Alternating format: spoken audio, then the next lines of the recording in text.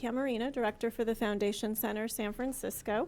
Welcome to today's Meet the Grant Partners panel, Building Momentum for Your Organization as part of the Foundation Center's Funding for Education Special Focus Month. First, a special thanks to Target, the sponsor of our Education Month in San Francisco.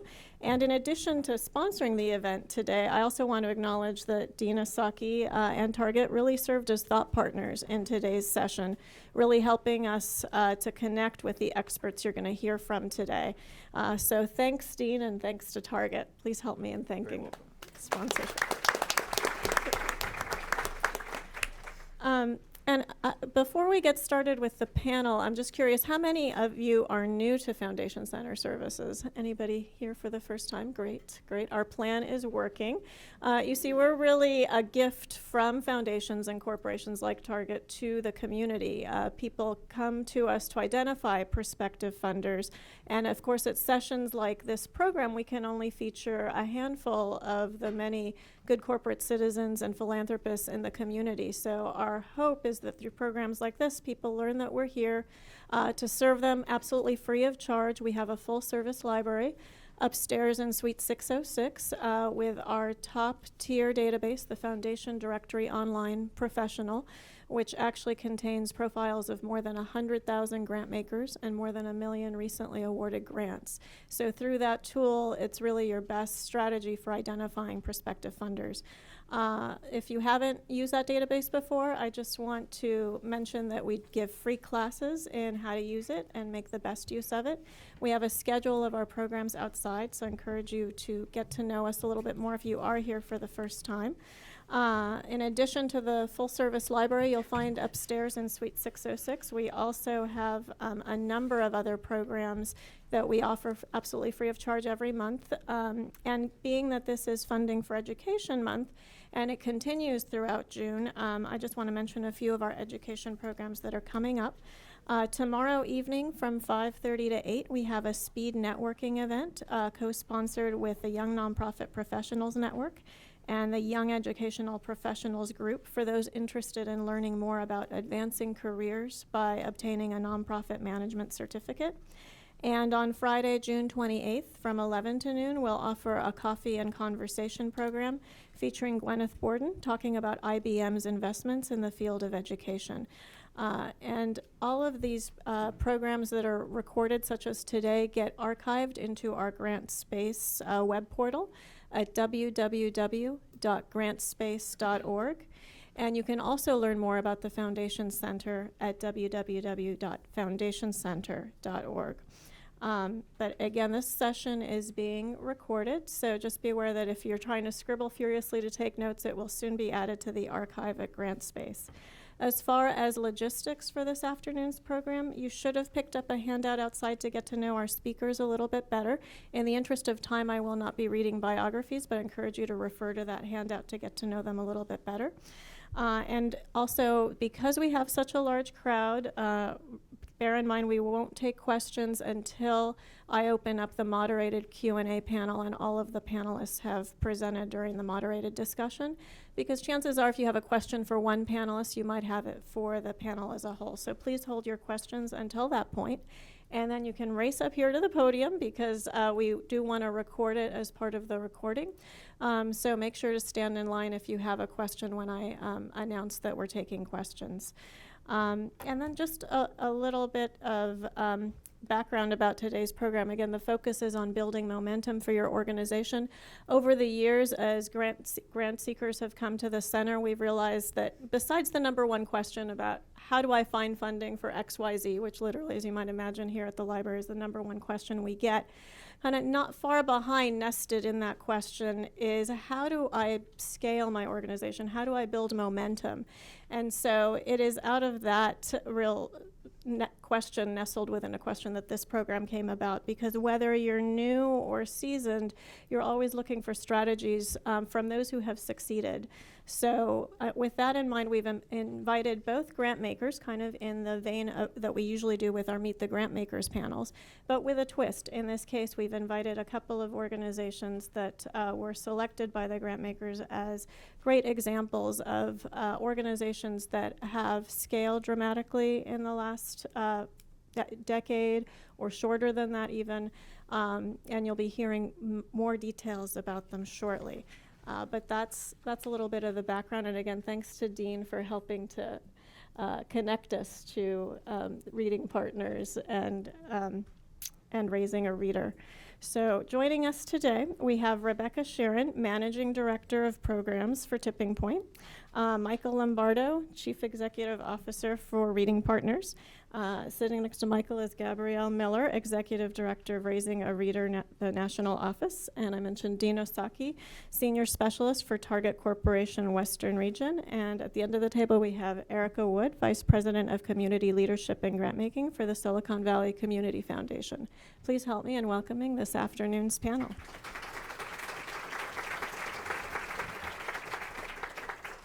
So first, we're going to start with a general establishing shot question to get to know you and your work a little bit better. So for the Grantmakers, we'd like to know more about your foundation and its overall philanthropic strategies and how you select your grantees. And then more specifically, how your grantee partner on the panel fit into your strategy, particularly the education piece of your strategy, and when the grant partnership started. And then for the grantees, as you introduce yourself, please share with us your mission and some of the key programs your organization is known for, and a brief timeline of the pretty dramatic growth that led to your participation here today, what some of those milestones were, and when you began your role with the organization if you haven't been with it since the beginning. So we'll just start here with Rebecca and work our way down the panel. Hi, thank you for having us here today. As many of you are aware, there are 1.3 million people living in the Bay Area who can't meet their basic needs, and at Tipping Point Community, we find that unacceptable. We find and fund the best nonprofits fighting poverty, and I'm proud to say that Reading Partners is one of those grantees and has been in our portfolio since 2007. Over the past 8 years, we've raised $60 million to grant to nonprofits working in the areas of education, employment, housing, and wellness. We currently have 42 grantees in our portfolio.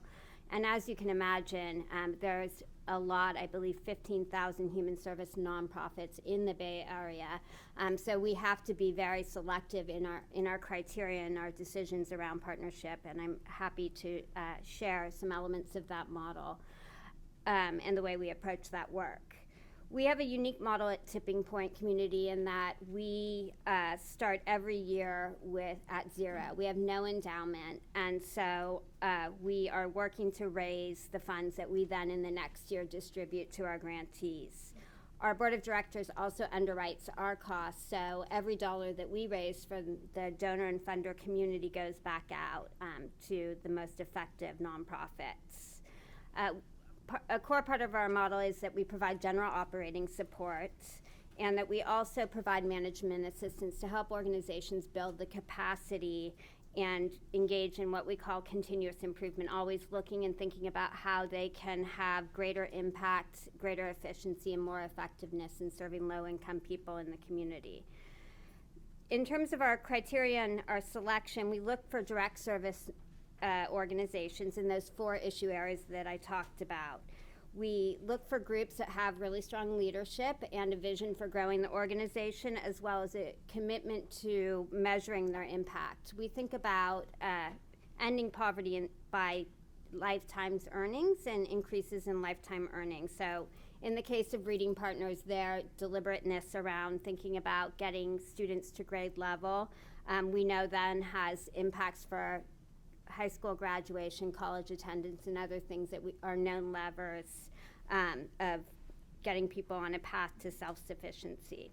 As I said before, Reading Partners has been in the portfolio since 2007, and at the time was just in California, has since scaled to, I think, 7 states now, 8, including. Been busy. They have been very busy, and I think, early on when I met Michael, there was a really clear commitment to what is so important to us, and that's measuring their impact, thinking about the results, and also thinking about how they could continuously improve. Thanks, Rebecca. Michael, that's like a great introduction for you to. I know, I almost need to talk. Well, thank you, Janet, for having me, and Dean for inviting me. So my name is Michael Lombardo. I am the CEO of Reading Partners, also known as the Late One. Well, you had an eighth organization.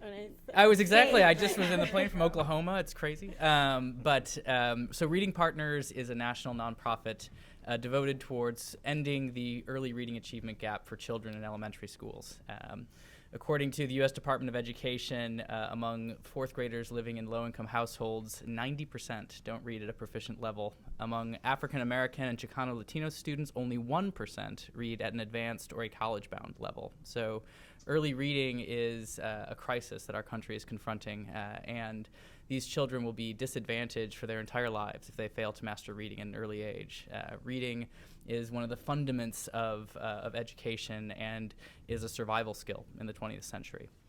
So Reading Partners addresses that problem by partnering with school districts. We work with now about 50 school districts in 8 states, and by providing targeted one-on-one volunteer-based interventions for children who are far below their grade level in reading. We've created, as Rebecca mentioned, a really data-rich environment so that we're able to very carefully identify which students in the school need intervention, to develop a very customized learning plan for them. One of the hardest things about being a fourth grader reading at a first grade level is that your teacher is teaching you at a fourth grade level. So your classmates are reading Charlotte's Web and you're still on Hop on Pop. And so we really differentiate that model, and then, as I mentioned, we harness the community as a resource for human capital for struggling public schools. So all of our tutoring is delivered by volunteers who are supervised by AmeriCorps members, if you're familiar with AmeriCorps. And that enables us to bring this enormous swell of support into schools that can be transformative both for the school culture and environment, but also gets incredible results for kids. The statistic I like the most, Rebecca mentioned that at Reading Partners we're sort of data nerds. So the statistic I like the most is that when the average student is referred to us, they are gaining 0.6 months of reading for every month of school that goes by. So they're falling behind by about 2 weeks every month. While they're enrolled in the program, they gain 1.6 months of reading skills on average. So they go from falling behind a little bit every month to catching up. And they almost triple the rate at which they're gaining reading skills. Janet asked me to talk a little bit about my entry into the organization. So as Rebecca mentioned, I joined Reading Partners in 2006, at which point we were just serving schools in Silicon Valley. We had a staff of 6, worked in a 500 square foot office next to a landfill in Milpitas, generously donated to us. You make it sound so glamorous. It was those, I still get misty eyed about the old days. I do. And today we've grown, as has been mentioned, nationally. We now have about 300 employees. We work in school districts all over the country. We're still headquartered here in the Bay Area. We moved up to Oakland, where we are now next to train tracks instead of a landfill. We're coming up in the world. And at the same time, I think I'm really excited to be here, both to answer some questions for all of you, but to hear from my fellow panelists. It's great that we're working with as many kids as we're working with, but we have an incredibly long way to go before we solve this problem. So I always feel like panels are an opportunity both to share and to learn. So I'm really glad to be here. Great. Thanks, Michael. And Gabrielle. Good afternoon, everyone. I'm Gabrielle Miller. I'm the National Executive Director of Raising a Reader. I'm delighted to be here this afternoon with such a great panel and with all of you. Raising a Reader has been around since 1999, and it is one of the nation's earliest and most successful examples of venture philanthropy, as opposed to venture capitalism. So venture philanthropy was started, as Erica will talk about a little bit, by one of the parent organizations of the organization that is now Silicon Valley Community Foundation. So Raising a Reader is very honored, has a wonderful history, and as Michael beautifully described, reading is a very, very complicated process. And so we play a different position on the playing field, if you will, where Michael and his team provide direct service to children who are in a classroom. Our focus is a little bit different. Our focus is on families. And if we're doing our job correctly, we want families to develop, practice, and sustain the habits of reading together in homes. And the way that we do that is, hopefully you've seen some of the little red bags that go home. They have Raising a Reader on them. Each week, each child takes home a bag with 4 different very high quality books. And each week they go home and this is not my word, this is a parent word, but parents tell us that children nag them to read to them. And you know, as those of us who are parents know, we don't want to admit it, but we do what our children nag us to do. So, you know, that's part of our secret sauce, you know, and that's not such a secret for those of us who are parents. So it's a little bit more than just sending the bags home. Obviously, we want parents to understand why those bags are coming home, how to share books with them. And so what we do is translate the very best research that we can find into helping them. We call them parent-friendly versions of research-based practices. So parents are understanding fMRI, neurological data about the brain, parent-friendly versions of it. And I'm sure, you know, Michael and his team do many of the same things. The strategies that we're using, we're finding in peer-reviewed research. What we do is just bring it together for families and extend the services that direct service agencies provide. So we partner with more than about 150 affiliates around the country. The program is operating at 2,500 locations around the nation, closing in on 40 states. Last year, we served about 125 children annually, and we served our millionth child last year. So it's a cumulative effect. The other thing that I didn't talk about that made Raising a Reader very innovative back when it was founded was its revenue model. In the early days, Raising a Reader was structured so that all of the costs of the program are paired with the cost of the materials. So if Dean was going to it was Dean's elementary school and he wanted to bring Raising a Reader to his school, he would purchase the program from the national office, and embedded in all of those, in the price of the materials, is all of the support from the national office for as long as he's an affiliate. I came to Raising a Reader in about 5 years ago, and we started a fundraising program at that time. And what we were able to do is really diversify our funding streams. So we have earned money that our affiliates purchase materials. I don't like the word purchase, but that's sort of what it is. And we also raise money through key partners. So we really diversified, and it's helped tremendously. There was something else I was going to say, but I can't remember what it is, so it must not be very important. Maybe you said it and I missed it, but when you your role and when you started the role, and kind of the context of the history of the organization. Absolutely. I am the second executive director. I came in about 5 years ago, and part of the reason that I moved from Maryland, I don't know how many of you are from the East Coast, but I'm a Baltimore girl, worked at Hopkins for many years. What got me to move out here, besides the food, I think there should be like a Bay Area 15, like you put on 15 pounds, the food is so darn good out here.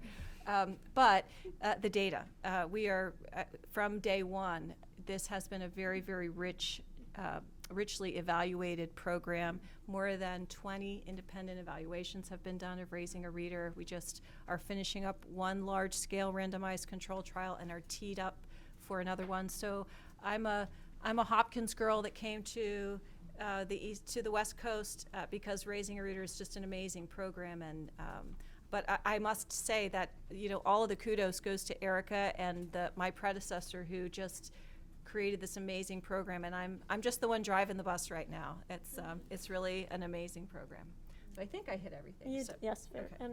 And maybe since you teed it up nicely for I agree. Erica, Okay. I'll pass the mic to her. Okay, so hello everybody. So nice to see a full room on a Monday afternoon when it's drizzling outside.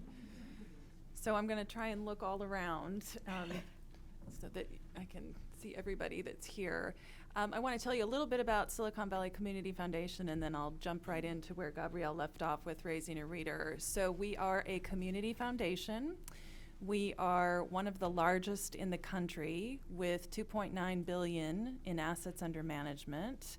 We are privileged to steward charitable investments of individuals, families, and corporations. And we have over 1,600 funds that we manage, invest, and steward.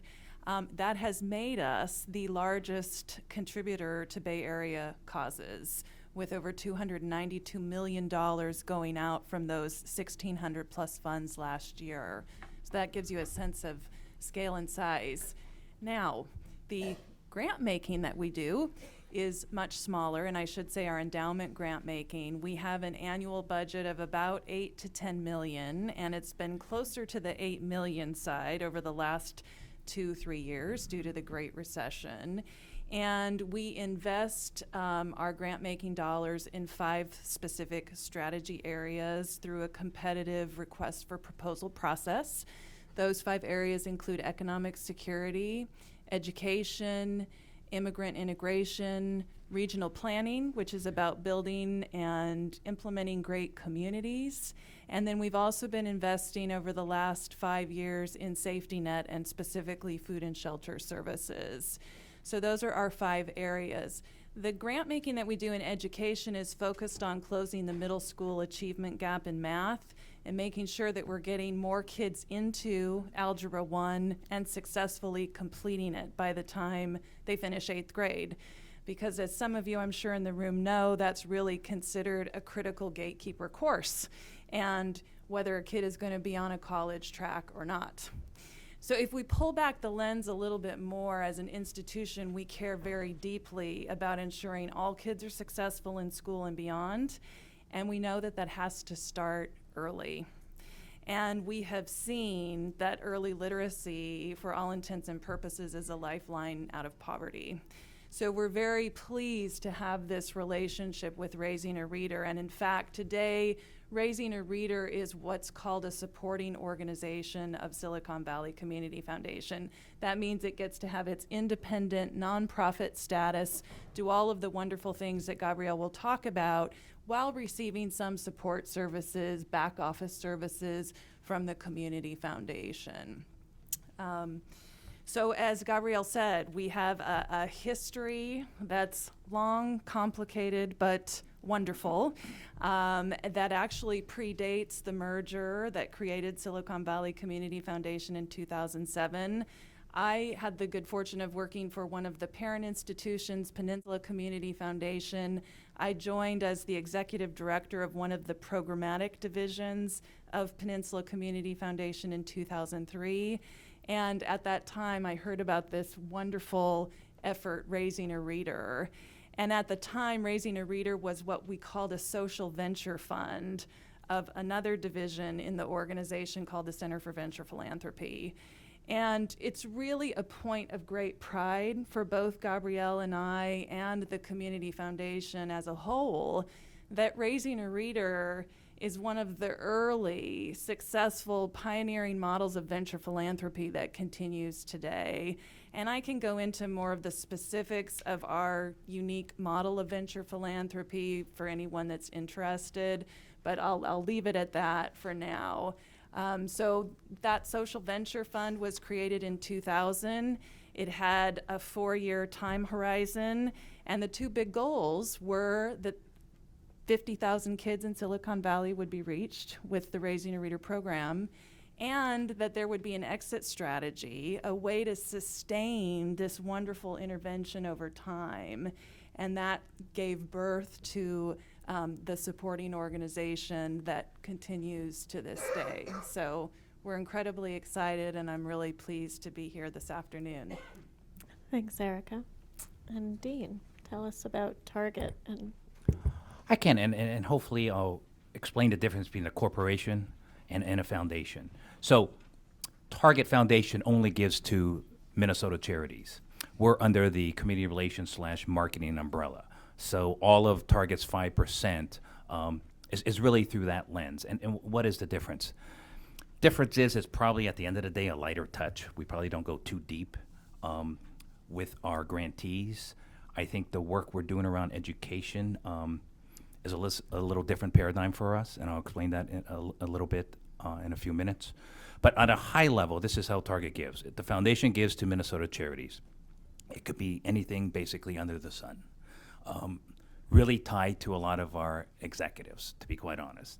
Then we have the local giving. Local giving is really based on our stores, and we're in all 52 states. So between the time frame of April and March, Any nonprofit within that meets the criteria can apply online, and it's all done online.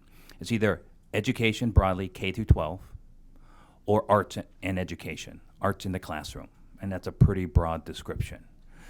Smaller grant size usually fluctuate between 2,000 and 2,500. But that's really, in many cases, the entree into the world of Target, because as a local store may be funding you on multiple years, and the local team members are engaged with that particular grantee, oftentimes they'll surface up to us, community relations, and say, can you look at this organization? We think they do great work locally. Our leadership here are very engaged from a volunteerism perspective. So I think we'll then look at it through a different lens. Actually, Raising a Reader started at a store grant level many moons ago. Probably even Reading Partners started when you were Yes Reading in San Jose. Probably started at a store level.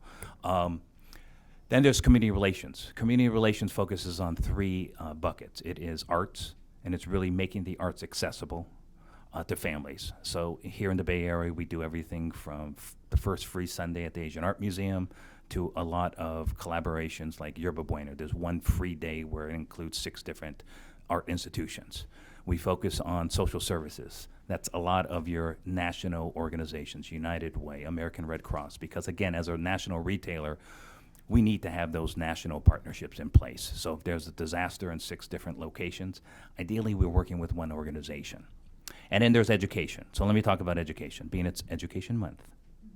So about 3 years ago, after a lot of research, a lot of consultants, we really surveyed our guests, and we asked our guests many questions just about their shopping experience, but also about the work we do in the community. And every which way we asked, it was, my son or daughter's education is most important to me. Actually, arts probably didn't even rank on the top 10 list. So around that time, we had a new CEO, and his whole mode was more outcomes, data, and how are we supporting the business. Community relations probably wasn't always tied to the business. So after the research showed parents, our guests, number one priority was education, we began to look into the very broad landscape. And as you can imagine, it goes from pre-K to college. We typically were pretty broad in education, so we knew we needed to narrow it. And the short of the story is we narrowed it to early childhood education, specifically K through 3rd. And we put the stake in the ground about 3 years ago and said, Target will allocate $1 billion by 2015 to early childhood education.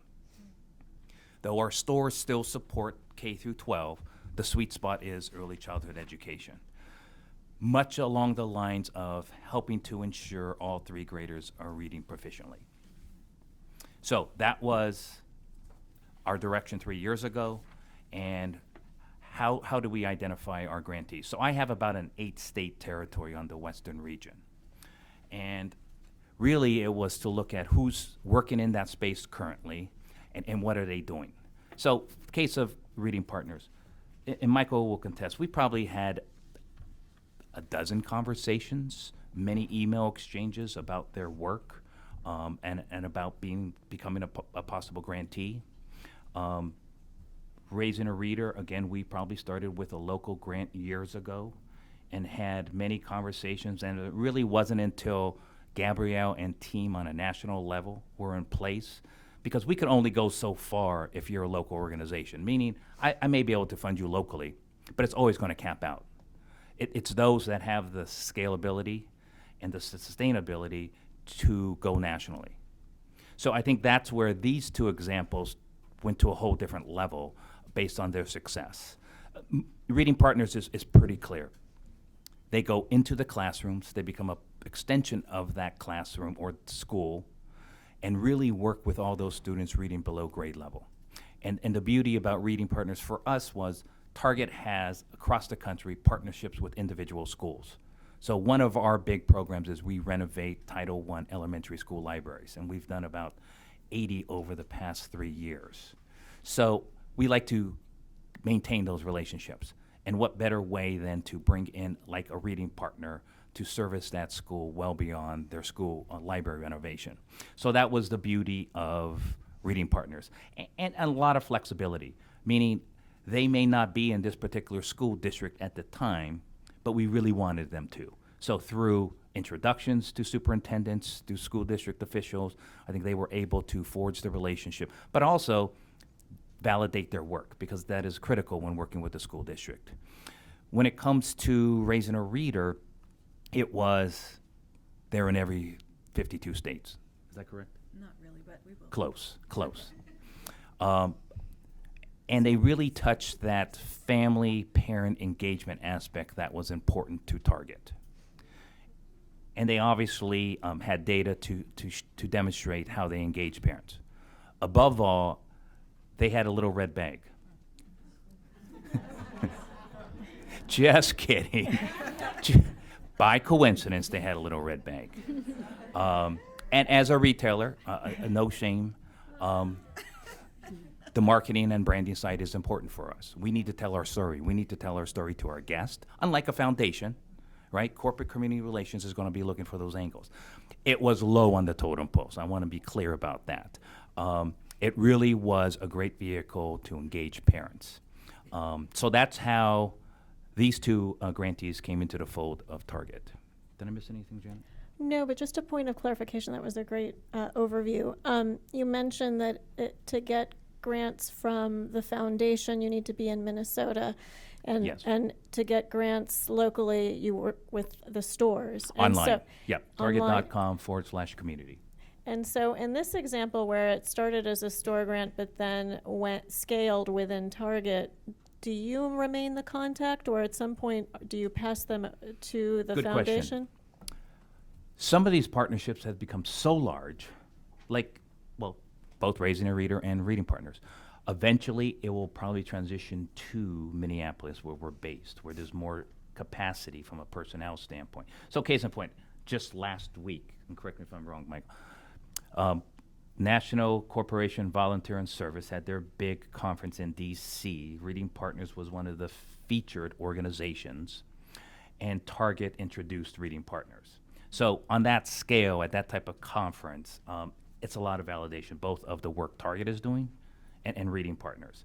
So I was involved in that, but there's a whole team that deals with conferences. So eventually, and Michael's aware, Reading Partners will probably transition over to Minneapolis. Got it. Thanks. That's helpful. So for the next question, I'm going to address it to the grantee organizations, because we've now had a lot of background. And actually, I think I'll start with you, Gabrielle, because you alluded to it a little bit. My next question is more about your revenue model, because certainly when you're scaling an organization, that's a real critical component. And you were reflecting, I think, on how your revenue model was different at the beginning. So my question at this point is, what's the revenue model like today? And then maybe even specifically, like what percentage comes from earned income, what percentage comes from foundations, government, that kind of thing, and what has changed since the early days? Right. So as I mentioned earlier, one of the innovations with Raising a Reader when it was first founded was the revenue stream, and the notion that you could take all of the program costs and put them into the program materials so that it supported both the capacity of it made it a tangible, discrete way to fund the program, and it made it easier for those programs that wanted to fund the program, because you could write it into a grant. So it was very much front loaded, and the average cost to start the program is still around $100 a child, although the materials, the books and the bags and all of the materials to run the program last about 5 years. So over the life of the materials, it averages out to around $35 a child. One thing I didn't mention when I was describing the program is that, we create these behaviors because each week each child takes home these bags, and there are as many bags as there are children in a classroom. So 15, 20 weeks in a row. Hopefully there are no more than 15 or 20 kids in a class, but we all like to dream. So this habit is developed. We sustain that habit by connecting children to local libraries. And we do that with a little blue bag. I will extend the joke from Dean. There was someone that worked from Target that asked us if we could change the library bag to a different color besides blue, because the Walmart blue. It's kind of a Walmart blue. It's just kind of a joke, It's just, it was really cute. It wasn't serious. It really wasn't, but it was. So that's very not where cute. the red bag comes from? No. The red bag long preceded our relationship with Target, but it was just kind of a funny extension. But the point is that those bags are consumable. The children keep those bags. So the idea is they're connected to the library. They use those bags when they go to the library beyond the life of our program. They're a nonverbal cue to librarians who may see a family that walks in with a Raising a Reader bag and think that might be a family that needs a little bit of extra attention or whatever. So that's an annual cost. But for the most part, the materials last over a number of years. There are limited consumables, and so that's how we keep the revenue, the cost down a little bit. So that's one piece. That's what we call earned revenue. As I said, we fundraise. We have a fundraising team now that's all of about 4 years old, and we've been very, very successful. It takes a while. We've been mostly successful on the institutional side. So funders like Target, Capital One, some other corporate funders, Bank of the West is a partner. So we're very, very proud of those relationships and the fact that they seem to sustain over time. And then this past year, we were very fortunate to compete and win a federal award of $2 million, a 2-year, $4 million Innovative Approach to Literacy Award. And through that federal grant, we're able to extend our service, go deeper in Phoenix, Boston, and Baltimore. So we are, varying what we're doing, how we're doing it. We have to we're learning a lot about federal funding. It's a whole, if you have one federal dollar, all of your dollars are federal. It's very, very true. But in truth, I think it is a source of sustainable funding, whether it's a discretionary competitive grant or whether it's some of the funding that is available through federal and agencies that have federal and state funding, like Head Starts, like school districts. And then one last piece I will share that has impacted funding. One of the milestones that I did not mention that did coincide with our meeting target is that for many years, Raising a Reader served children aged 0 to 5. About coming up on 3 years ago, our board recognized the fact that really it's a continuum. Children, you don't have a hard stop at kindergarten. So we are able to expand our program to serve children 0 to 8. So as we get into school age, there are Title I dollars that very specifically are required to be used for evidence-based family engagement programs.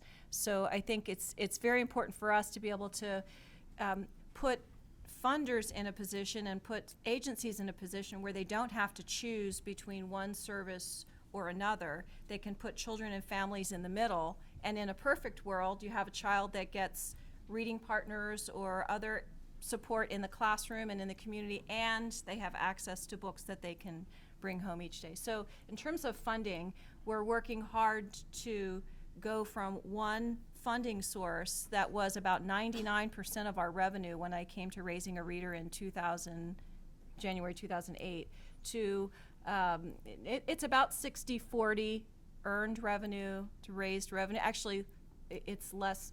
The split is even more different now because of the federal grant. So maybe we'll just keep the math simple and say it's 33 and a third, times 3. So. Well, that sounds a lot more sustainable. Yeah, well, and that's the point. Great. And Michael, how about your revenue model? What can you tell us? I love talking about revenue. So when I joined Reading Partners in 2006, we were 100% philanthropically funded. And maybe just to make this a little interactive, how many of the organizations that you're associated with are funded solely through private philanthropy? It's okay, there's no shame in that. So I had the opportunity through the East-West Center at the University of Hawaii to spend 2 weeks touring social enterprise in China. And the Chinese have really just begun to develop domestic nonprofits. Up until really 10 years ago, everything was external, international, non-governmental organizations programming into China. And I would ask people that question everywhere I went. Sort of, what is your revenue model, and what percentage of your income is private philanthropy versus earned in some way, shape, or form? And the answer of all the organizations we saw in China that were 100% philanthropically funded, I've never found a single one. Every organization in China, in looking at the United States as a model, had begun right out of the gate as having a blended revenue model with both public and private financing, or with earned income and private financing. And so for me, it was interesting to see, what I think in the United States took us, a generation really of philanthropy to get to this, sort of movement towards diversified revenue. Whereas, abroad, I think organizations are looking at that as the best practice now. So at Reading Partners, we, like Gabrielle, traffic in a variety of different kinds of funds. We are privately funded. It's about 55% of our revenue. 45% is public in origin. And those come from some of the Title I dollars that Gabrielle described. So school districts kick in typically between $10,000 and $30,000 per school that we serve. And we manage federal grants as well, which I will echo Gabrielle's cautionary tale. Federal money is one of those things that can be tremendously advantageous to your organization, but requires tremendous infrastructure in order to manage effectively. And there are many, many cautionary tales of organizations that jumped into public funding or federal funding too lightly or too early in their development, and you can get in some real trouble that way. And so we manage federal money through AmeriCorps. I mentioned we're an AmeriCorps program. And AmeriCorps, like many federal programs, actually runs both at the federal level as well as through states. And so one of the sort of tips I would give people in this room thinking about how to access money is to sort of understand how money moves around within the system you're trying to affect. In education, there are sort of main lines that come directly from the federal government, and then there are monies that run from the federal government to the state. In many cities, San Francisco included, there are municipal funds as well to understand. So it's a sort of a complex mosaic of funding. And then we also have funding through a similar competitive program called the Social Innovation Fund, which is another federal program that is specifically designed to scale up organizations with high levels of evidence of impact, not just in education and in reading, but across the social services. And so we are one of only 5 organizations in the country to receive 2 of these grants. We have one that's a national grant that supports us all over the country, and then one that we got specifically for a statewide initiative in Colorado. So I think we've really tried over the years to shift from where I was when I came in, which was this purely privately funded model, to developing increasingly sophisticated systems to be able to engage with other types of money. School district money can also be tremendously challenging, both from a cash flow standpoint. So this will shock you. But when you submit a bill to the San Francisco Unified School District, the check takes almost 2 days to get to you. It's actually much more like 8 months. So you will incur services. Many federal grants, AmeriCorps grants, are what are called cost reimbursement. So similarly speaking, you, the nonprofit, incur the expense, then you bill the federal government to get reimbursed. And so those kinds of revenue streams can be a great engine for growth. But like I said, you have to be ready for them. You have to have the cash flow to manage it, or tools to manage your cash flow. You have to have the compliance systems in order to make sure you're adhering to the grants. A133 requirements, and you have to embrace public money with the understanding that it is only a matter of time until you are being audited by a government body, and it is inevitable. In fact, at Reading Partners, we are managing now 11 different federal grants, and so we are essentially in a state of constant audit. Like somebody is auditing us all the time. Every now and again, like the OIG comes in, they just like to mix it up, and that's the sort of central body that audits across the federal government. So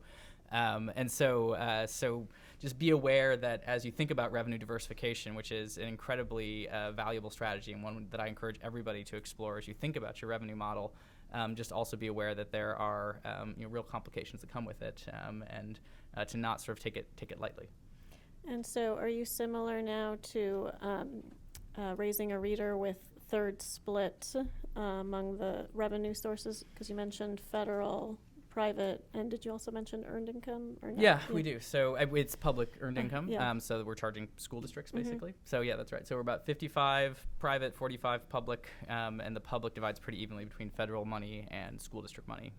And one of the other things too, and Dean mentioned, sort of as you think about, I know some of you in this room are thinking about scaling outside of the Bay Area, or maybe have already scaled outside the Bay Area. but sort of understanding too that your revenue model and mix of revenues might look very different in different communities.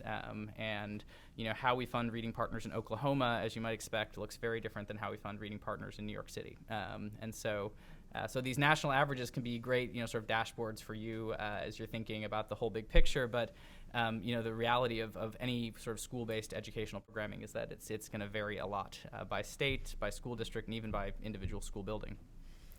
And speaking of that organizational growth trajectory, the reality is you were both really startups not all that long ago. And at the Foundation Center, we serve a lot of startups that have visions of growing to where you are now. So what advice can you give us? Maybe at least pick 2 to 3 specific elements of what you think tipped the balance in your favor that helped you position you to scale so strongly, so robustly. And what the folks here in the audience can learn from you about those 2 to 3 things that are really important. And Michael, we'll stick with you and then go back to Gabrielle.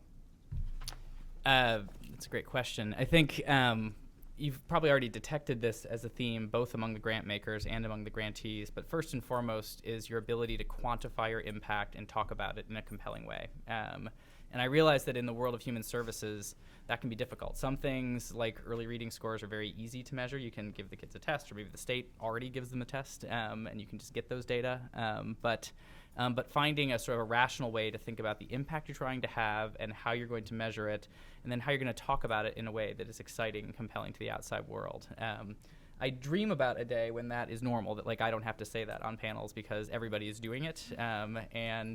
I was at, there's an organization that if you are a data nerd like me and like my fellow panelists, that you should absolutely join, called Results for America.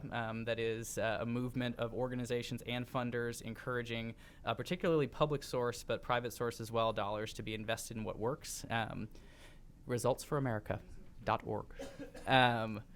And we had an opportunity to hear from Jonathan Greenblatt, who runs the Office of Social Innovation at the White House. And their estimate is that 1% of all federal money goes towards evidence-based practice. So I think all of us here are both using evidence and data as a way to grow our organization, but I think we're also trying to work together to change the way funders think about education and to change the way the ecosystem of both public and private money moves, so that the approaches that, like Gabrielle's and ours, have a basis in evidence and have measurable outcomes are getting 99% of the pot and not 1%. The second big thing for me, I think, is really thinking about talent. And I know that a lot of times in a small organization, you're very focused on on fundraising and on trying to sort of get to that next $500,000 or whatever the sort of increment for you is.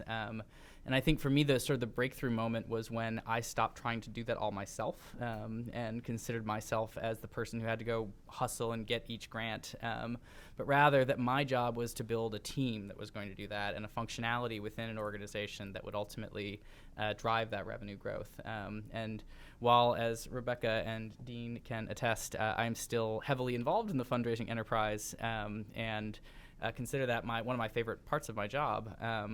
I think, when you begin to think at a systems level and you begin to think about, sort of your fundraising being not about my relationship with, funder X or, whoever's coming up in my cycle in my donor database, but instead thinking about how you're attracting and retaining amazing fundraising talent into your organization, I think for me that was sort of a game changer. Everything Michael just said, and a couple of other things. I think for Raising a Reader, because we are in a nonprofit space that has that there's a lot of people care about literacy. Obviously, it's a huge issue. When you're an organization like ours, that we don't provide direct service, we work with agencies who provide direct service. It became very clear very early on that we have to tell the story in a very compelling way and really help people understand why us, what makes us different. We are not putting volunteers in a classroom. That's not what we do. So when I look at funders like Dean, got it, that you have to have what the data nerds call construct validity. If you're going to intervene with families, then you measure family outcomes. If you intervene with children, you measure child outcomes. If you're intervening with children, you don't measure family outcomes. And if you're intervening with families, you don't measure child outcomes. So it's two sides of the same coin. It's really just making sure that you know who you are, you stay true to who you are, so there's no mission creep. And when you have that clear in your mind, then it's not about telling a story. It's just, this is who we are. This is what we do. This is how we help. And so for Raising a Reader, when we started to really focus on, there are very, very few family engagement programs with the evidence that we have. I don't know of too many others. Then all of a sudden, not just relationships with funders, but relationships with other nonprofits take a whole different, we really do have the chance to be thinking of the fact that we're all working together. I don't do what Michael does, Michael doesn't do what I do, but we can work together to help we see the same families, we're serving the same families.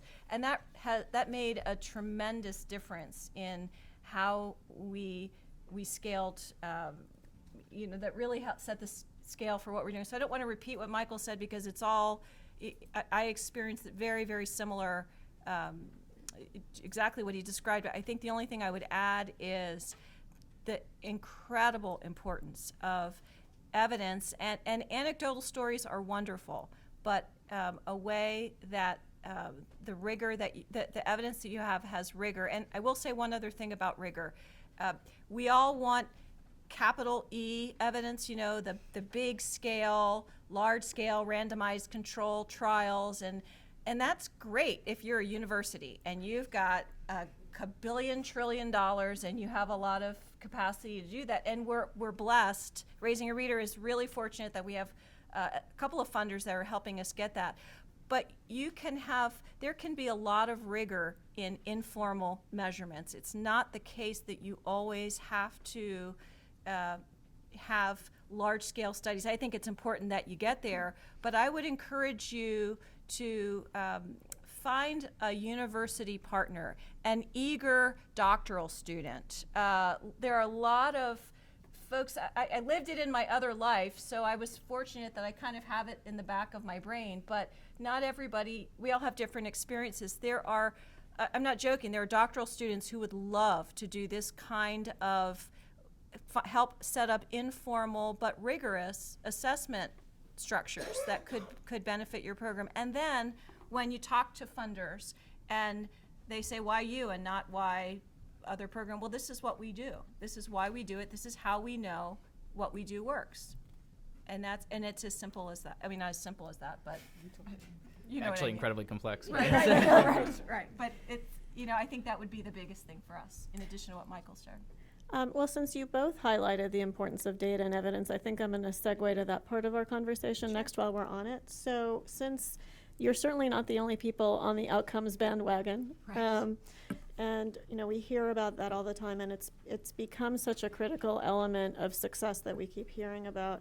But it can be a little bit of a strain or incredibly complex with logic models this and rigor that, and just the idea of being an education organization where you are maybe have an isolated influence, and you have to think about, well, can I take attribution even if I do see a difference from our control studies in our population base? There's that complexity, and then there's also the complexity of the grant cycle, that most grants are 12 months to 2 years, and it can be a lot of pressure to have a deliverable or outcomes measured in that time. So can you talk a little bit about those challenges and how you address them in your circumstances, and then we'll let in the other panelists too as well to share their tips on that. Yeah, maybe I'll try to involve Rebecca a little bit. So the first thing that I think is important at any stage of organizational development, and maybe is most important in the early stages, is that being an evidence-based organization is a cultural choice. And it's not a report that you generate. It's not an activity that you undertake once a year. It is a decision about the kind of organization that you are. And I think in the early days when Rebecca and I first began talking about tipping point funding reading partners, we didn't have an RCT. We didn't have sophisticated data. We we had data, but we were in like the sort of training wheels level of developing it. And I think I'd love to hear Rebecca talk about it. But I think what attracted Tipping Point to us wasn't the fact that we had like this amazing mountain of randomized control trials or scholarly sort of peer-reviewed research, but rather that we had chosen to be that kind of organization. And for the size and sophistication that we were prioritizing this with our resources. And so I think for me, although there are very specific challenges, that you referenced, Janet, about how you think about measuring your impact, the first and most important thing is to, sort of take the pledge and join the fraternity of organizations that believe in evidence. And I think that then you'll find this enormous universe of resources that will help you struggle with the specific tactical challenges of individual questions. So maybe Rebecca, do you want to? So now it's an organized religion, is I what feel it like, I don't says. know if I'm starting something here. You should all join. Yeah, and I'm happy, to talk about how we think about it at Tipping Point. I think to Gabrielle's point, there's a real continuum in the way you think about data and the way you use it to inform programming. So if you're a smaller, younger organization, just asking questions of, are we hitting the target population that we're intending to hit? Who's staying in our program? Who's having success? So I think there's a lot of buzz around this, and it's more about being data curious, and setting up the right questions. So you might get to a point that you're ready for a postdoc or a student to come in, but you need to do the homework up front to make sure the data is in a good state, that you even know the question you want to ask. Sometimes that's very obvious and clear. I think depending on the complexity of different organizations, that's not always as clear. So Reading Partners is fortunate, and they kind of knew the model pretty early on. They stayed really core, I would imagine. I can't remember, had a theory of change that they were testing for some years from the early days to say, we think we're affecting reading and children catching up to their grade level, and we're going to continue to push and see the different levers to affect that. It doesn't need to be 4 hours a week, doesn't need to be 2 hours. So those are the kinds of questions that we look for organizations to be asking early on. We know that RCT or quasi-experimental is really expensive, and again, we hope, that of the Reading Partners of the world and the Raising a Reader, that they'll find those national funders that have the endowments, that have the resources, that have the partnerships to be able to push that. That's not our approach, but we love it when our grantees get to that level. Gabrielle?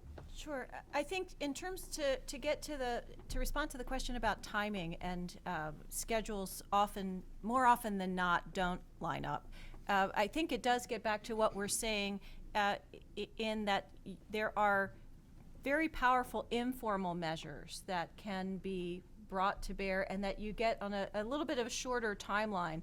And it gets back to Rebecca's comment about the theory of change. I have to tell you a little something. When I first came, I don't think I've ever told you this, Erica, but when I first came from Baltimore, I was tenure track at Hopkins. It's sort of this ego inflation, I'm from Hopkins, I know everything.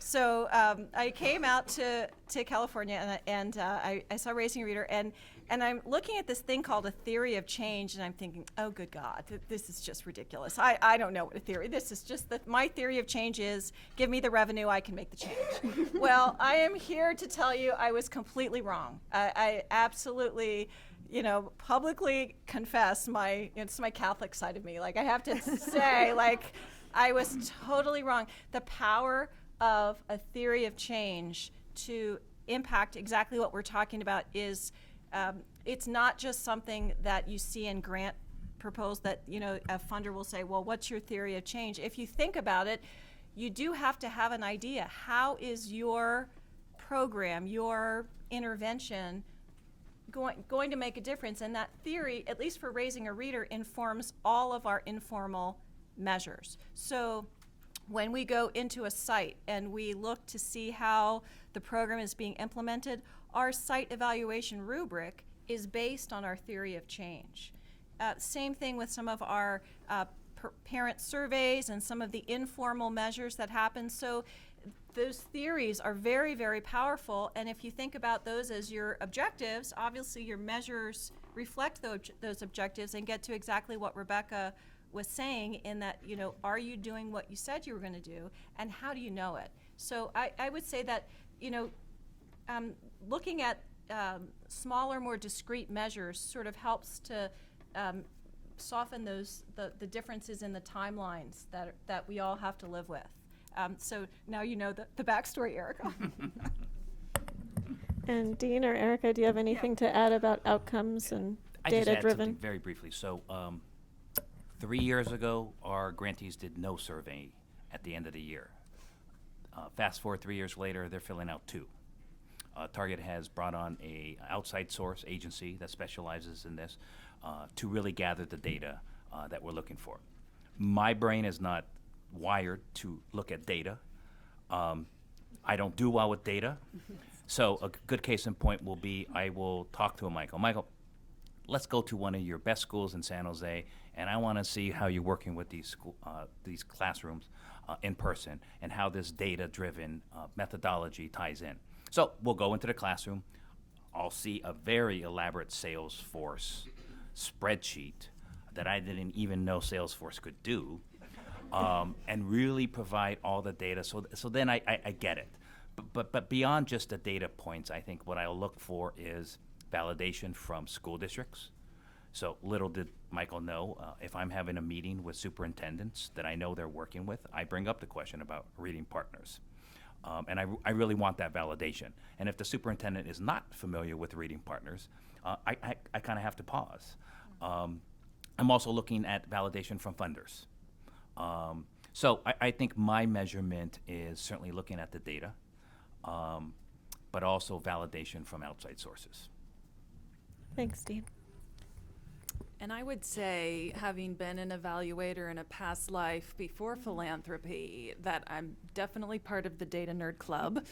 That said, I have seen at times an overemphasis on outcomes at the expense of process. And when I've talked to groups about evaluation, I've defined outcome questions as, did you change what you said you would change? And the process kinds of questions, did you do what you said you would do? And I think we get hung up on the outcomes that we lose sight of. Did we actually do what we intended to do with this program or strategy? Picking up on what Rebecca said, did we reach the right population of clients? Did we deliver the number of training sessions that we thought? Were the training sessions done by the qualified people that we had hoped? That shouldn't be cast aside. That's really important to helping shape what you're learning from the outcome kinds of questions. The other thing I would say is I'm a very firm believer in participatory evaluation, involving various groups of stakeholders in helping you frame the questions you want the evaluation to answer. And absolutely, evaluation should start with that work up front about what questions are we trying to get this evaluation to answer. But the participatory approach involves, funders, your staff potentially, and the people you're trying to serve. At the Community Foundation, we have what we call grantee learning cohorts. We bring organizations funded under those 5 strategies I mentioned earlier together on a quarterly basis. And when we were setting out to do our first evaluation of the impact of our grant-making investments, we had discussions with each of those cohorts to say, you all are experts. We funded you for reasons. Help us think about what is reasonable to expect within a year's time frame as far as impact. So that participatory approach is something that I think is really, really important.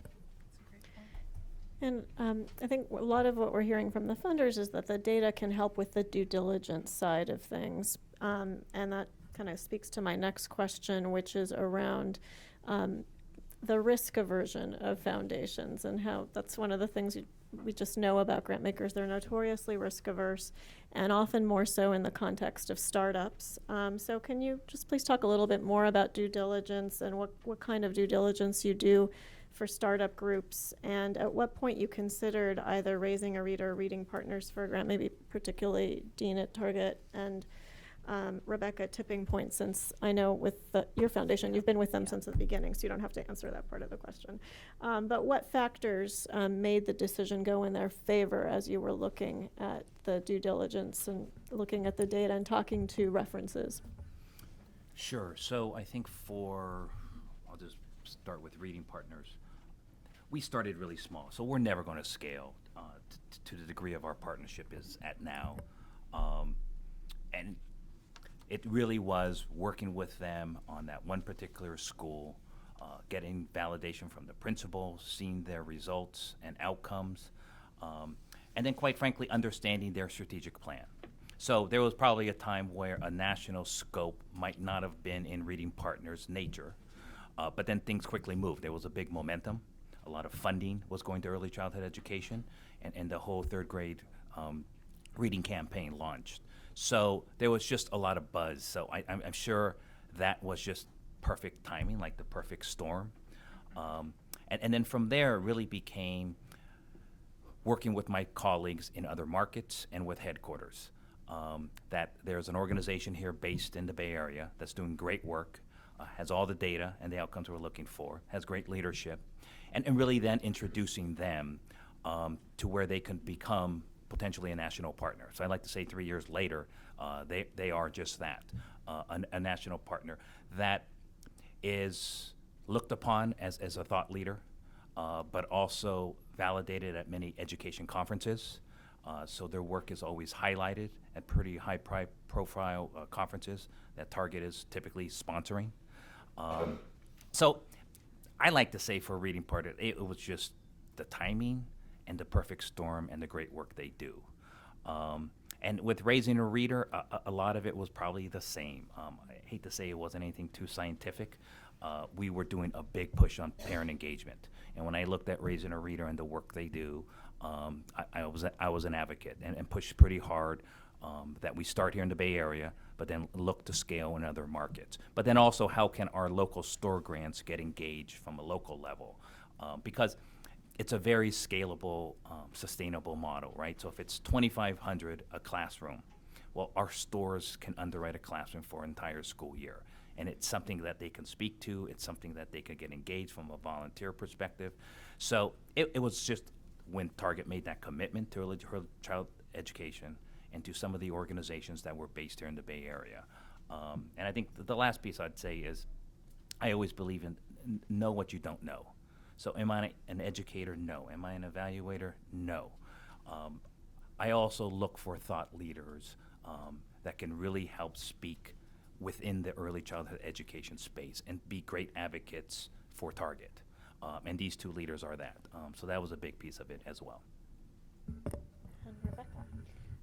I mean, I would echo a lot of what Dean said. Because our model is really intense and we are an engaged funder, we really look at leadership and the leadership's willingness to ask the hard questions and look critically at where they are now and where they want to go. We do a lot of pressure testing on the model. Does it make sense? Are your interventions leading to the outcomes you've stated? If there's a lot of leadership and vision, but you're not sure if you're doing it well, are you willing to go through a theory of change process, which I would just add, I know it sounds like really jargony, but what we've seen with our grantees is especially when they do that with external support and engaging their board, that is really an inflection point in which you can really look at the model, say what should we do more of, what should we do less of, and it's been pretty cathartic for a lot of our groups. So even a group that we're looking at that might not yet be there but has a willingness and an appetite to engage in that hard work is really critical to us. We look at the financial model, we look at if there's enough infrastructure to ensure that there's strong fiscal and governance control, and then all of the other kind of elements of talking to folks in the field, getting a sense of the reputation, and just imagining if we can work in partnership, because we do much more than just write a check. And since you all entered into the grant partnership, how has the relationship evolved for the grantees? What kinds of communication do they receive from you? If some were early stage funders, were you also able to get advice or technical assistance or even better, valuable introductions to other funders, which is a question we often get at these panels. And we also have a variety of grantmaker types on the panel, as you've heard today, with a community foundation, a high engagement funder, and a corporate donor. So if you could each reflect on how that changes the way that the relationship unfolds and what's the priority for the funder depending on that the type, that would be helpful. So I think, let's see, I'm going to start with Michael, I think, and then we'll hear from the grantees first on how the relationships evolve from your perspective, and then open it up to the grant makers. Yeah, it's a great question. And going back to my comment earlier about understanding what it takes to, take on a federal grant or to take on school district revenue, you similarly really have to also understand the kind of partnerships that you're prepared to engage in with funders. And I think, as Rebecca said, to work with a highly engaged funder like Tipping Point requires both a significant investment of bandwidth from your organization. You have to be prepared to spend time. But you also have to have a sort of a humility. You have to have a willingness to say, we haven't figured it all out. We're going to sort of show you all the warts and everything and all the stuff that isn't working very well. And I know a lot of times when you're there, sort of writing grants or talking about the organization, it can be very tempting to want to kind of put your best foot forward and to show everything in the best possible light. But I find that sort of transparency and humility are oftentimes even more effective. And the nice thing about that when you work with a highly engaged funder like Tipping Point is that now you've got a partner in solving those problems. And so instead of being you, laying awake at night trying to figure out how you're going to get through whatever issues you're dealing with, you have a whole support network of people who in many cases will not only help you think through the problems, but oftentimes will help you fund the solutions. So I mentioned we're managing all these federal grants, and our little rickety accounting system was, we were trying to run a Carnival cruise ship on a Honda Civic chassis, and it was not. Thank you. I'm gonna borrow that one. You're welcome. Anytime. And so we came to Tipping Point, and we said, oh my God, we're going to get an OIG audit, and we're going to go down in flames because we can't manage our federal funds properly. And can you please help us think about this? And they both provided the consulting support to come in and look at the system and figure out what needed to get fixed. Then they actually paid for the new system too. And so that was the kind of moment where, maybe your temptation as an organization is to go and hide and, hope that nobody notices that your accounting system is sort of held together with duct tape. But where, being transparent and being honest with funders can really be helpful. I also think, there is a sort of a different relationship when you're working with a corporate funder. And Dean mentioned also whether you're working locally or nationally, and that can really be another facet of the relationship to think about. And I think in some cases, depending again on the funder itself, as Dean mentioned, if you are a local organization, talking about how this organization can scale and what your vision is in an exciting way can really deepen that relationship. And what you kind of want is guys like Dean looking at your organization and thinking, I can't wait to take credit for having found this amazing organization and sharing it with all my colleagues and being the one who brought Reading Partners into Target or brought Raising a Reader into Target. And so I think when you think about that in your relationship, and again, you're kind of accessing a deeper sort of engagement with that funder, and are not just saying, I need $10,000 because I want to serve school X, but rather you're saying, no. So Target has gone out there and they've stuck their neck out and they've said, we're going to put $1 billion into K-3 education, and we're going to try to address this tremendously large problem. And I'm going to help Target achieve Target's objective. I'm going to position myself in a way that Target sees me as a vehicle to do what it has set out to do. And I think that is a great way for you to sort of really leverage and deepen that. And then we also do work with community foundations in other parts of the country. And even though I tell Erica this every time I see her, that if kids can't read, they can't do algebra. That's right. Just putting that out there. He's a very good salesman, too, if you want to take notes. Just saying. True, I have a second grader at home, and when she asks me for help with her math homework, it's understanding the problem that she needs help with. It's not actually the math. But that said, community foundations are oftentimes, as Erica mentioned, the direct grant making of community foundations is typically just a very small slice of what they do. What they really do have is the power of convening, and that is convening funders. So donor-advised funds, small family foundations, the sort of the ecosystem of grant makers that are much smaller than Target and much smaller than Tipping Point, but where in aggregate there are billions of dollars available. And also the power of convening leaders within the organization. And the Silicon Valley Community Foundation does a terrific job, focusing the attention of funders as well as school districts on critical issues that are facing the community. And by having a vibrant relationship with a community foundation partner like that, you get to be on panels like this, or you get to, sort of be a part of how they're thinking about starting a conversation in San Mateo County about how we close the early reading achievement gap. And so I think, understanding the unique facets of each funder and then, sort of positioning yourself and building that relationship, and tailoring what you're doing for each of those funders, from our standpoint is just as important as the sort of public funds piece I manage of, understanding how to invoice a school district versus invoice the federal government. It's obviously less bureaucratic than that when you think about working with someone like Dean or Erica or Rebecca, but you have to have that same sort of mindset of how am I going to really invest in, creating the right kind of interface for that funder. So it's really gone from, rather than thinking of it as a transaction, to the whole transforming the relationship and really thinking about the motivations for each. Absolutely. The breakthrough moment for me as a fundraiser, and I have been both at university, so I worked at university too, except I raised money to pay people like Gabrielle instead of actually getting to do the fun stuff, is really understanding that what I said about Target, that you're really helping them achieve a social objective that they have. And I think when you realize that and you say, it's not me wanting something from you, it's us collectively working together to solve the problem that we both want to solve. I think that once I began to think about fundraising that way, I suddenly got not afraid of asking people for money, and I got less afraid of engaging with funders and showing them my weaknesses and my strengths. And I think, really approaching it as a partnership and saying we're, in this together, and we both want to have every kid in America reading at their grade level by the end of fourth grade, was like my aha moment. And Gabrielle, anything to add? Because that covered a lot. No, it covered a lot, and I just want to point out, if you haven't already picked up on it, that we're echoing each other. The patterns here are consistent, and I don't know that that's unique to to our two organizations. I would wager if it were some other, if it were environmental or whatever issue, I think you probably see the same things.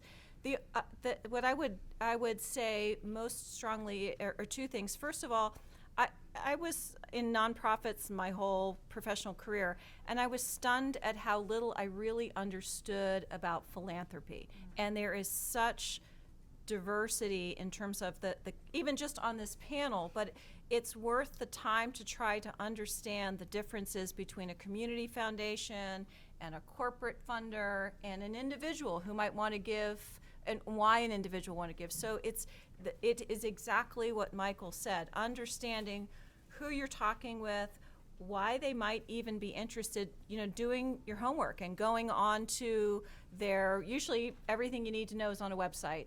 And just because someone funds education, maybe they're funding middle school math, maybe it's, and then even being very surgical in terms of what you're looking, even if you get into early literacy, what specifically have they funded in the past, and what do they do, and why do they do it, so that you can answer that very question. One other thing I wanted to share, I was being facetious a little bit about the theory of change, but one of the aha moments for me early on was that I'm an educator. I'm a special educator by training. I was trained to think very linearly and very clinically. If this is, you diagnose, you intervene, you assess. And what's different about a theory of change is that it's very systematic. And what I learned from the support that I'll talk about in a second from Silicon Valley Community Foundation is that philanthropists think differently. They tend, I don't want to sort of lump them all together, but this notion of thinking systematically is at least very different from those of us who are education practitioners and who were trained to think in a different way. So it really is about taking a deep breath, taking a step back, and opening up your mind to think about, is there a different way for me to think about this? Is there value here? The process of going through a theory of change exercise, if you don't already have one, I didn't go through it, but I couldn't agree with that statement anymore. It's just incredibly invaluable. And I want to share too, I know how lucky we are to have the relationship we have with Silicon Valley Community Foundation. Funders are risk averse, but they also, I say this with much love, but they can be a little fickle. Present company accepted, of course, but funding priorities change, and in fairness, their agencies just like our agencies, and funding priorities change, and those of us that are grantees, we get a little frustrated, and as I was saying before, we all think we have the idea that's going to change the world, and if you'd only give me X, then I can do Y, and the world would be a better place. And sometimes, you know, they have a lot of things that we don't see going on. And so I've had the opportunity to sort of to understand how the Community Foundation works. Their support for us, as Erica said, in practical terms is they do a lot of our back office work. We are technically Silicon Valley Community Foundation employees, so we have HR support through the foundation. And personally, what I can't even quantify is that I have a tremendous amount of technical support and collegiality with the other members of the leadership team on the foundation, including Erica, but also Emmett Carson, who's the president and CEO.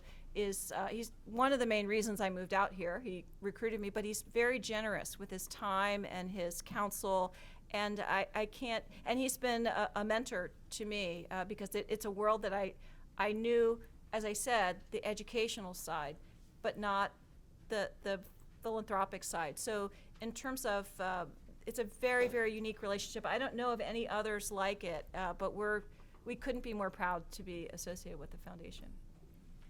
And actually, that's a good segue to Erica. If you want to talk about maybe the stewardship that is required from a community foundation point of view, what are some of your priorities when you give a grant as far as stewardship? And then I think there was also the point made about discretionary funding versus donor advised funding that often comes up for community foundations. Yes, it does. It does. And, you know, just picking up where Gabrielle left off, you know, we talk about the Raising a Reader Silicon Valley Community Foundation relationship as a mutually beneficial one. And, you know, for me, it's always been more than the money and the transaction. It's always been the relationship and the benefits that come to both parties through the partnership. I mean, certainly with Raising a Reader's reach, you know, we gain access to communities that we might not otherwise be able to gain access to. So we see it as a mutually beneficial relationship. And thank you, Michael, for talking about the other roles that community foundations play. In reality, the resources that we have discretion over in terms of our endowment grant making is a small drop compared to the grant making that happens through the 1,600 funds that I talked about. So we have to make choices. We absolutely have to make choices. We're in the process right now of going through a review of our grant making strategies, having been investing for about 5 to 6 years, to ask ourselves, are these the things we should continue to invest in, or do we need to make some changes? So the grant making resources are, it's definitely a smaller pot of money. We definitely have to make choices about how we use that. I think the power that comes in is with Raising a Reader situated within a community foundation, we have a number of networks that we can tap for potential support. And certainly one of my goals is to work with donors to figure out their interests and activate them, and hopefully get them to contribute to programs like Raising a Reader or other things that we do. So that's another benefit that I think a community foundation can provide. The other thing I'll say is that, you know, we're looking at structural issues, big, knotty, thorny issues that get in the way of achieving the outcomes that Gabrielle and Michael have talked about. And so one of the things that we can do is shine a light on an issue. Last year we looked at the number of school districts in San Mateo and Santa Clara County. Does anybody want to wager a guess as to how many school districts there are in those two counties? How many of you think it's more than 30? How many of you think it's more than 40? How about more than 50? Yeah, we have 54 school districts in San Mateo and Santa Clara counties. 17 in Marin. So when you think about those numbers, it makes systemic innovation really, really hard, and it can get in the way of great programs like Raising a Reader and Reading Partners. So as a community foundation, we want to be looking at making investments in organizations that we know do great work. And then how do we shine a light on some of these structural issues? How might we go after those structural issues by convening the right kind of people around the problem, or engaging in the public policy process, which is something else we can do as a community foundation. And Rebecca, there was a lot of references made to Tipping Point as a high engagement donor. So can you talk a little bit? Does that mean you're on the board, or what does it look like? Yeah, so for us, it really means that from the outset in our due diligence process that it's a pretty long and arduous process. We estimate it's about 100 hours before we even make a decision about going forward. And there's a very small subset of grantees that even get to that point. We've screened over 500 organizations that we feel meet our basic criteria, which you can see on our website. And then we have a process. So it starts there, and over time it's really a process of identifying the vision alongside the leader and where they want to take the organization, and then in partnership developing priorities that we feel we can bring resources and assist our grantees in achieving. So some of those kinds of things might be to help with board placement. We'll sometimes do funder, much smaller scale and kind of based on grantee needs. But for instance, when Reading Partners needed to come up with a considerable amount of matching funds, we highlighted Reading Partners among our funders and our funding partners. And so it takes different forms depending on the organizational needs, depending on the resources we can bring.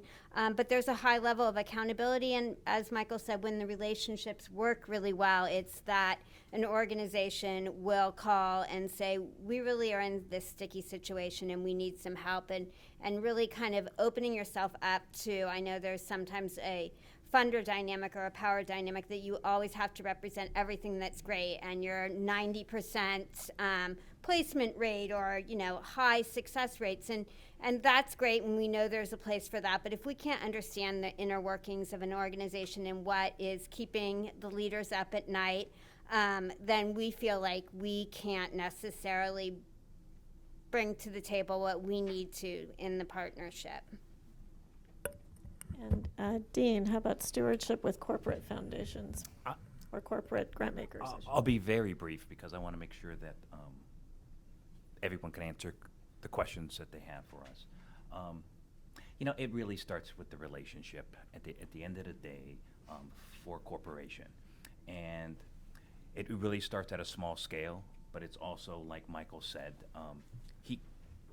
our end goal, our objective as target, if it's that narrow, to ensure that all third graders are reading proficiently, and if that's pretty much what he does, he can really help get us there, especially in the markets that he's servicing.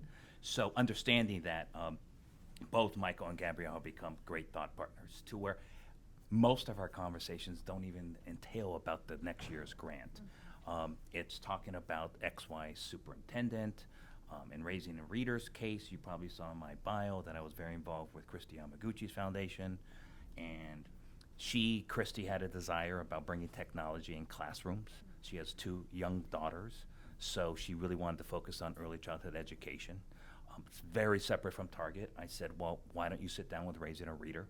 Now they have a pretty big partnership, both from a funding perspective and a potential spokesperson, so I think it's a win-win there. So it's gone well beyond the grant making. It took years to establish. It took a lot of vetting. It took a lot of validation, and just a lot of getting to know and a lot of frank conversations. I mean, one of the probably about a year ago with Michael was, you're growing really quickly. What's your capacity and what's your plan to manage this growth? Or if it's with a Gabrielle, I think you're the best kept secret. From a national perspective, you don't have one brand, you have a lot of affiliates, so what are you doing around that? And sometimes just understand it's on our radar. This is what we're doing currently, and this is the long-term plan. So I think it's a lot of those frank conversations and just being upfront with our relationship. Thanks, Dean.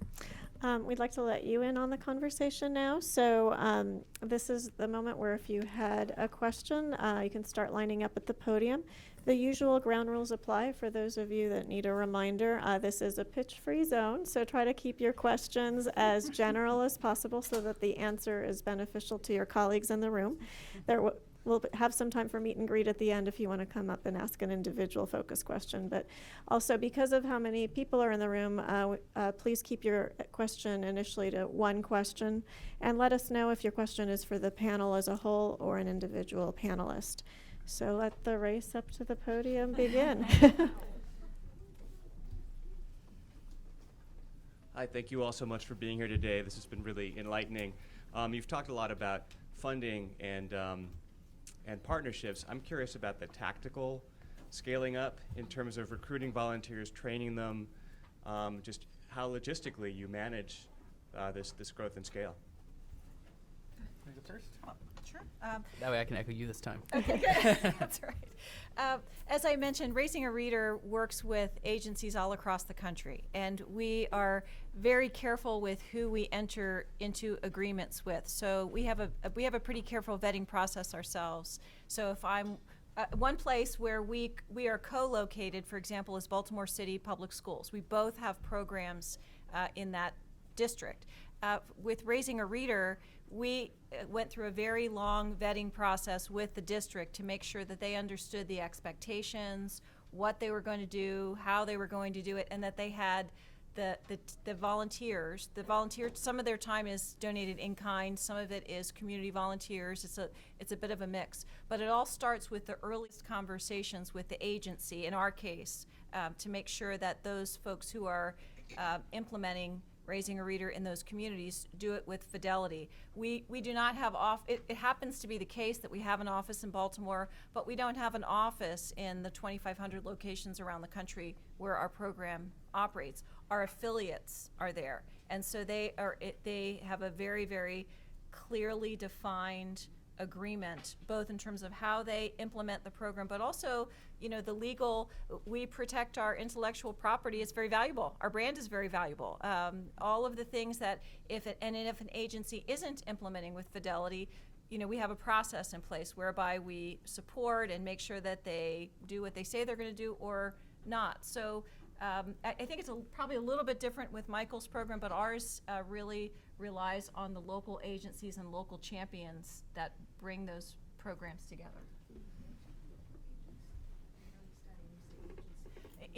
For example, the example I gave was Baltimore City Public Schools.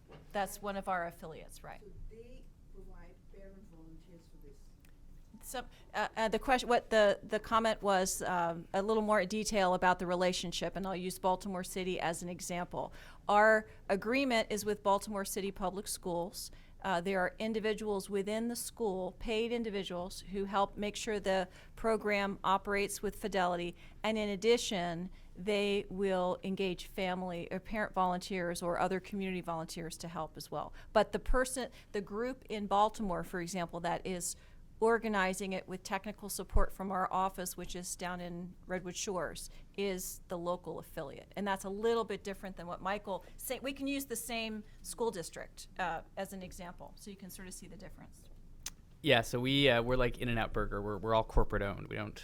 So everybody is employed by the same entity. So our staff in Baltimore, the people that are doing Reading Partners Baltimore, are all employees of Reading Partners. Whereas in Gabrielle's case, they're employees of Baltimore City School District or other affiliates. And I'll keep this short because there's a long line. So I'll say just two things as you think about the sort of the tactical execution of growth. The first of which goes back to a comment I made earlier about choosing to be an evidence-based organization. That means measuring every element of what you do and making your decisions based on evidence. And so, as you look at your volunteer recruitment or you look at your staff management or your performance management, really asking yourself the tough questions, holding up the mirror, and relentlessly measuring what's working, what's not working, and then spreading that innovation as you go. And the second is really recognizing that there is a tremendous community of practice around this question of nonprofit scale. And we at Reading Partners benefited from many national organizations that had gone before us. I always think about, for Teach for America, it must have been so hard because there was no manual back then. But I can call Teach for America and say, what does your regional board charter look like? Because I need to have regional boards now. And so I'm happy to be, I feel like I have this great karmic debt to the people who helped me in that way. If I can be helpful to any of you with the individual questions you have, I'm sure Gabrielle will be happy to do the same. But, probably whatever issue you're struggling with on tactical execution, we've encountered before or somebody else in the sector has encountered before. So just availing yourself of that community of practice, really looking at best practice and saying, I'm not the first person to run a national education nonprofit, so how have other people done this? And I think that kind of again, evidence-based approach can be really effective. We won't be shy about learning from you either, believe me.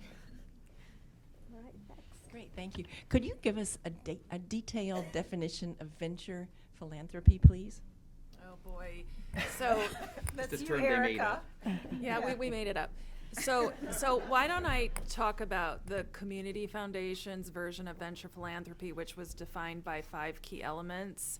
The first is that you're really clear about roles. And we often talked about in the history of the work that the fact that we brought donors and doers together, donors who were investors in our social venture fund projects, and then the doers were nonprofits, public agencies that were partners that worked toward a common goal. So there's what we call a managing partner relationship.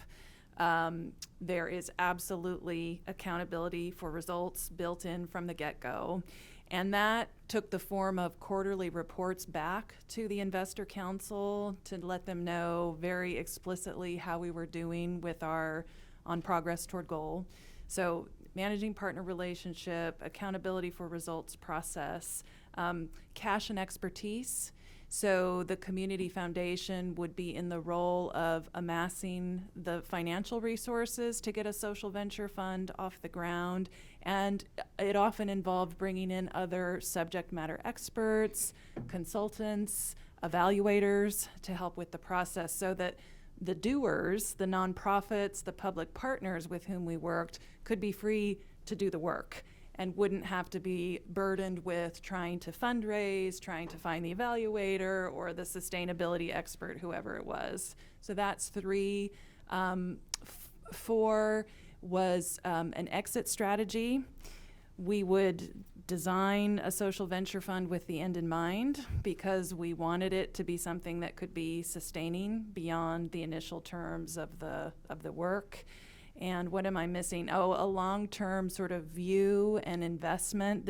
We knew the kinds of things we were tackling were not going to be accomplished within a 6 or 12-month time frame. So we wanted to make sure we had at least a 4 to 6 year run rate to get the work done.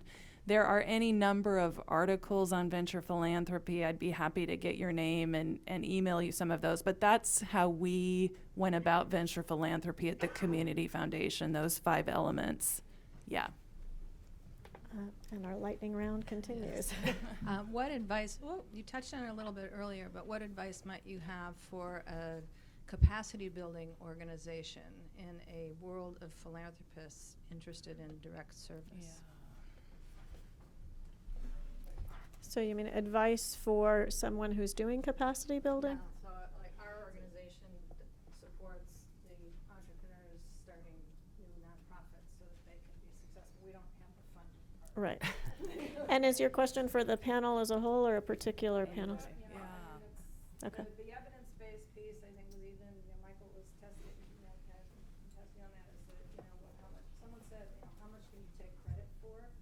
And that's a piece of challenge that capacity building organizations have when the ultimate impact most people get excited about is not what you've actually done and delivered, short term. We're not alone. We're part of this whole sector on that. It's become more challenging as individual and foundation philanthropists have gone totally away from that. Yeah, so I can say at the Community Foundation, I oversee a pot of money called our Community Opportunity Fund.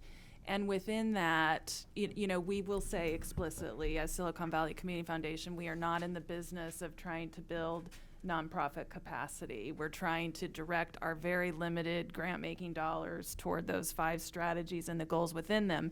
That said, we have this Community Opportunity Fund, and within that fund, we do make a number of grants to what we call cornerstone organizations, organizations that we think are doing a great job of providing support to the sector through training, coaching, what have you. So there are a handful of grants that we make annually out of the Community Opportunity Fund to support the kind of work you're talking about.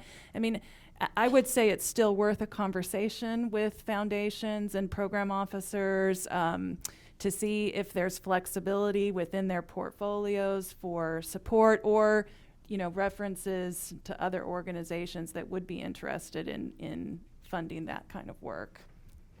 One other thing I'll just throw out as a tip too is to think about engaging with your service population to co-fundraise together. And Gabrielle mentioned that research, doing randomized control trials, those sorts of things are tremendously expensive. And when we began to do that sort of work, we partnered with the research organization, right, which was doing studies for all different kinds of organizations across all different types of metrics. And we could take those people with us to our funders who were interested in early childhood education, or early reading, and say, this is something that's holding us back from serving more kids. Will you please fund this joint project whereby this support organization, this capacity building organization, is going to help us with a specific need that we have? And I found that was really effective to sort of open up new donors. So, MDRC, which is our research partner, had got money from foundations that had never given MDRC money before, because we were able to frame it as not being about research. It was about helping early literacy. That's right. I think it's about telling the story. Hello, and thank you for being here. My question is, as I'm doing research and looking for new grantors, in some cases they say, or it is written, that it is only through invitation that they will review a proposal.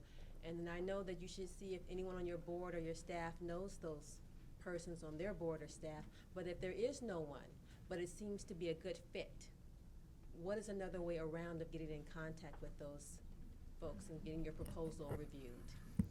And Rebecca, I think you're by one of those funders, right? No pressure. We actually have a pretty open process, and that could change shortly, I'm afraid, because there are so many great groups, but it's very time-consuming to screen them all. But we currently just have a email that people, if they want to introduce their organization to Tipping Point, can do that through email.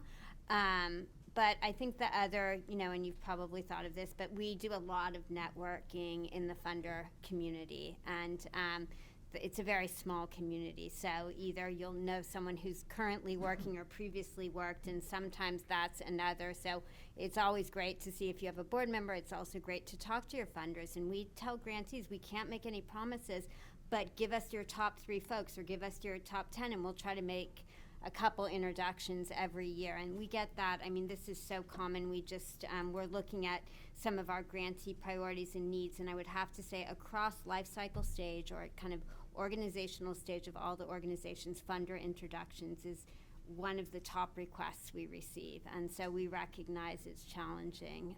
I don't know if others that have, by invite only, have other words of advice. So, as long as you fit targets criteria, anybody can apply. I think the key is doing your homework. So if I'm doing my job within the states that I manage, I really should talk to anybody who's in the K through 3rd space. Now, can I get to all the requests? No, but eventually I will follow up and either set up a phone call or we'll meet in person. But the store grants are available to anybody. It's just understanding what the criteria is, and it's pretty clearly outlined. Again, it's just target.com/community, but it's an open invitation. And anything to add, Erica? No, I mean, we're a request for proposal process largely. We do have a lot of information on the website about funding criteria and the process. We have information sessions. Anybody can come to those to learn the specifics. And I have heard of grantees also introducing. So do you want to? I was literally going to just jump in and say, with some amount of reciprocity typically in those relationships, working with your fellow nonprofit leaders and seeing who they get funding from, and I found that to be a tremendously helpful way for us to make inroads. You can also, think about, the best way to understand a foundation is to look at who they fund, right? And that's how you can figure out if you're a good fit for them, both as a culture and the kind of organization you are, as well as the outcomes you're working on. So most of us have like an annual gala, and all of our funders are going to be there. And so there are a lot of networking opportunities once you figure out sort of the ecosystem of grantees that are kind of around that funder, where and I've done this, you go to their event, you go to another nonprofit's fundraising event for the purpose of trying to meet some of the funders that they have. And there are lots of ways like that where you can, sort of just by either being a presence or being out there in that ecosystem, or by specifically asking for an introduction, that you can kind of begin to get your name out there and get on the radar screens that you want to be on. And I'll just add one other thing. We just started our fundraising program not all that long ago. And for good or ill, our philosophy has sort of been start with the low-hanging fruit. So maybe it's also looking at where you're targeting, perhaps there's just one funder that funds what you want, or maybe there are many, many funders. You know, Target is a great example of sort of a bottom-up strategy. We didn't start with Minneapolis. We started with store grants and then had this great story to tell and met this regional guy and had great story to tell him. So some of it is about, it's everything and sort of picking your battles.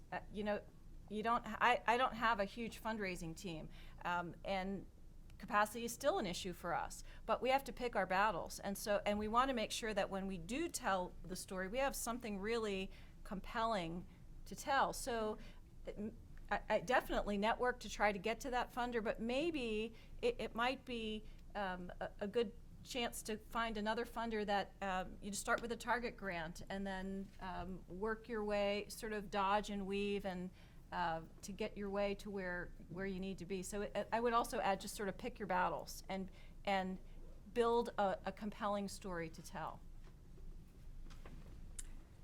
This has been very helpful. This question is for Gabrielle and Michael. We have a unique opportunity to be introduced to corporations, and I find our board is right now they're looking at, well, who would we work with? Who would we work with, not who wants to work with us? And I wonder if that's a conversation that you have at your board levels, because, of course, if a corporation goes south, there's a lot of, brand spread image. Is that something that you think about, and how do you think about it? Yeah, it's a great question, and I think we, as an organization, we are, we're tremendously interested in maintaining the sort of overall partnership brand that we have, and that goes not just for funders in the corporate sector, but for funders throughout, as well as school districts, which are also not immune to controversy. And so I think it is something you have to be careful about, but I also think if you are really focused on specific outcomes that you care about, and can talk about a broad array of partnerships that you have in support of that, then if that corporation has some kind of horrible scandal, your organization isn't going to be tarred. I think if you were dependent on just one corporate relationship, if you were sort of an offshoot of Foundation X or Corporation X, and then that corporation has a major problem, I think you're more vulnerable to that. But having an array of partnerships that are focused on very specific objectives, where you might not agree with all of that company's activities, but you can agree, is a great way to sort of insulate yourself from that. It is a terrific question. I was reading an article somewhere about cause marketing or something. I don't know why this stuck with me, but one of the number one mistakes that they talked about was nonprofits undervaluing their brand.